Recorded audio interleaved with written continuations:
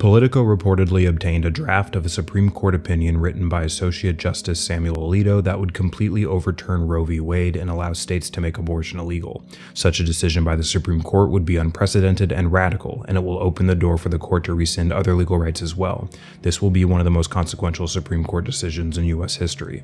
Let's start with the legal and practical implications. Roe being overturned will mean that for many women in the U.S., the government has legal autonomy over their bodies, because many states will make it illegal to terminate a pregnancy even when that choice is made to save one's life. Put more simply, many states will legally subjugate the women who live in them. As a result, pregnancies will become more dangerous and more deadly, and vertical economic mobility will decrease. People will suffer. Of course, these implications are limited to those without the means to evade them. This includes people who lack the money to travel to places where abortion is legal, and people who are subject to the will of someone else's religious dogma or personal predilections, like legal dependents, children, and victims of domestic violence and abuse. This political outcome embodies most, if not all, of the philosophical and structural flaws we're contending with in our government. While the court brief itself is not rooted in religious dogma, the political campaign that has resulted in it has been, and the US is supposed to be a country of laws that are not informed by religious dogma. No person should have their legal rights altered or limited by the dogmas of other people, but that's exactly what this decision will do.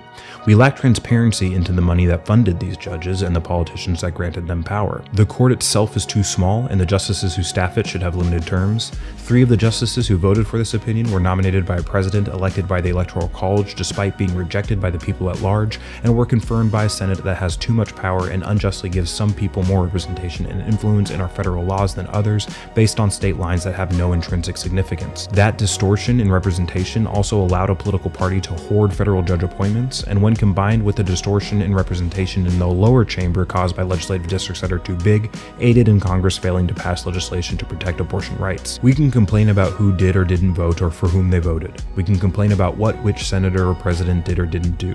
However, all these are symptoms of the underlying problem that our government, as currently structured, is not adequate to test the thesis set forth by our Constitution, that we're all created equal and are entitled to equal protection under the law. As ambitious as that thesis was, it was written by and gives unjust power to people who do not believe it.